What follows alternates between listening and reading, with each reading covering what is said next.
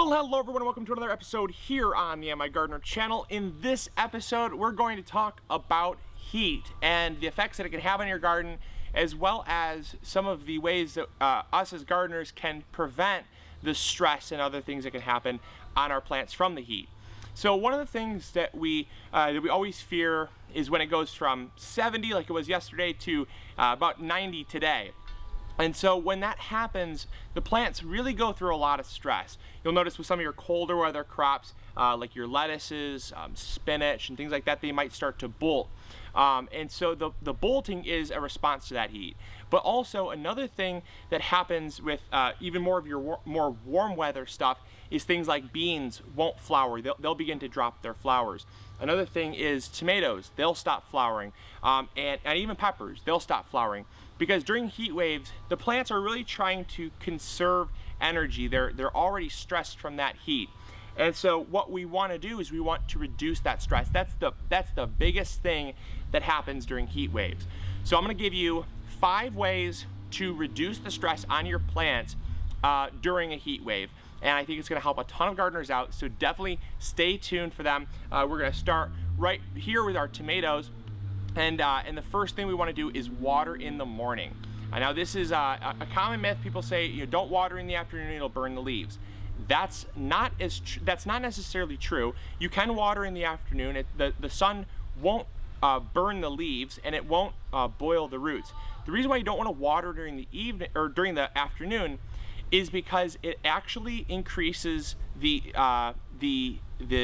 sun's exposure to evaporation on the soil, and you'll have a lot more wicking away, and it actually will stress the plants out because they're trying to access that water and the water is leaving them. And so if you water them early in the morning, they're going to have access to that water as much as they want before the sun is at its peak, and so it's going to allow the plants to uptake the moisture to remain rigid. You'll notice oftentimes leaves will kind of start wilting and drooping throughout the day. That's a natural response. When they're up really tall and straight, they have a lot of surface area for the sun. But when leaves droop, you'll see this very often in your cucumbers and squash and things like that, but even peppers and tomatoes will do it. They'll begin to droop, and that reduces the exposure. It's imagine like a solar panel. You have that flat surface that gets all of that sun exposure, but imagine curving it. All the ends and stuff would never be touching the sun, and the sun would just drip off the edges, if you will, and it won't really make good contact. So it does reduce the stress.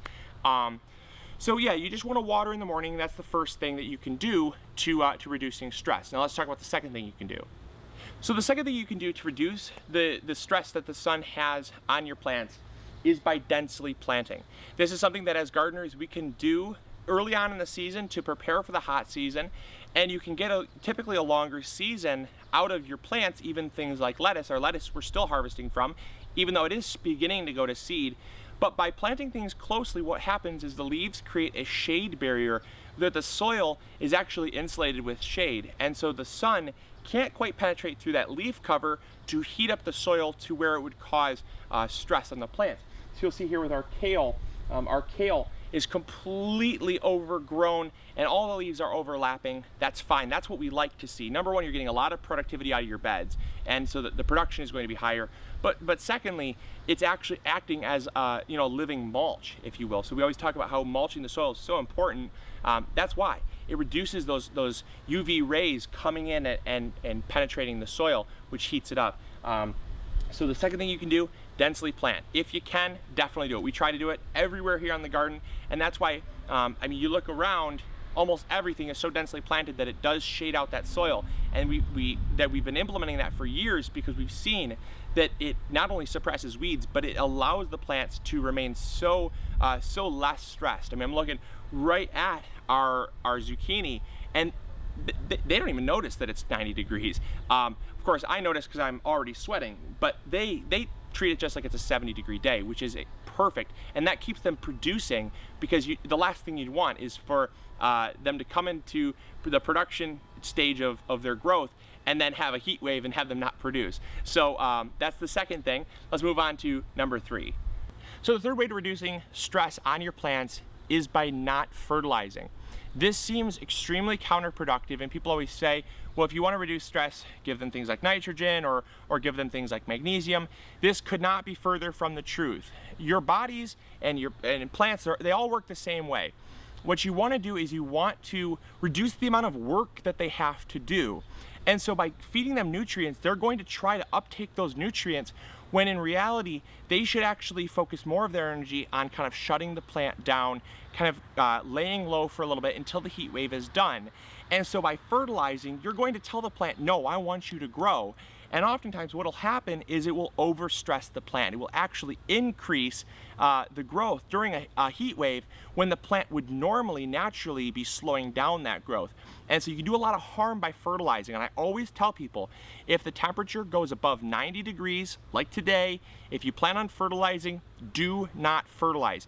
If I look off in the forecast and 1 to 2 days away is looking like it's over 90 degrees or even high 80s, I always kind of say, well, the weather forecast can be off by 5 to 10 degrees sometimes. I'm going to err on the side of caution, and I never ever fertilize if the temperature is going to above typically around 82, 83 degrees, because then you get that margin of error in there and you're already past that point. So I like to use that as an eyeball, but never guaranteed.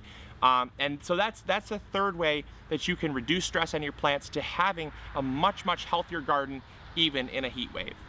So now the fourth way that you can reduce plant stress is by harvesting.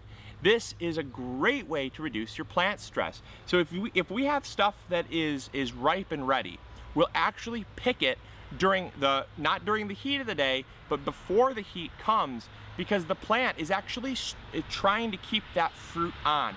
And it actually takes about 3 or 4 times more energy to keep that fruit on than it does without it. So because the plant, the fruit is its lifeline to prolong its genetic diversity. It has the seeds and the DNA in that fruit that it's hoping will mature and spread its fruit. So it tries so hard to keep that fruit on. And if you simply come through and remove that fruit, that's going to greatly reduce the burden that is on the plant, and you can really help the plant out during those heat waves. A primary example, our zucchini, it's got some fruit on that should have been picked, but one of the things we did was a couple days ago we went through and we picked all the fruit because I saw this heat wave coming, and some of the smaller ones I probably should have picked as well, but they were not quite ripe, and so I kind of was battling that. Should I pick it? Should I not? Because if I pick it now, it's going to be probably wasted, because they were only, I mean, zucchini, you know how zucchini grows. They were only like the size of my finger, and now they're huge. But definitely, if you can harvest, definitely do it. You will really notice a huge difference in the amount of stress that your plants have. Now, the fifth and final way that you can reduce the stress on your plants is through the use of shade cloth. Now, shade cloth, obviously we don't have any right now, but we will be building a shade cloth bed for our lettuce. And so you can see our lettuce, it's growing up nice, still edible. It's not quite yet bitter, so it's still good. We're still harvesting from it. But one of the things that we'll do is we'll come through with some shade cloth. Now, we'll do a video on that, but the shade cloth, what it will do is it actually, usually you'll get, they make 15% shade cloth, 30% shade cloth, 40% shade cloth, up to 100% shade cloth. And that shade, it acts just like a shade tree. Your plants won't grow as fast, but it will definitely reduce the stress from the sun on your plants by cutting down on the amount of UV rays going through and touching your plants. So I'll typically use anywhere between a 15 to a 40% shade cloth. During the heat of summer, peak season, I will use a 40% shade cloth. And like I said, we'll be doing a video on that. I'm real excited about doing a shade cloth hoop house to show you all just how easy it is. And you can really do it for just about 15, 20 bucks if you want to do it on the cheap. So it's going to be a fun video. Cannot wait to do that. But yes, so the fifth way is with the use of shade cloth. So hopefully you all enjoyed. Hopefully you learned something new. And as always, this is Luke from the MIgardener channel, reminding to grow big or go home. Definitely implement these methods because it will definitely benefit you in the long run. And we'll talk to you all later. Grow big or go home, everyone. Bye.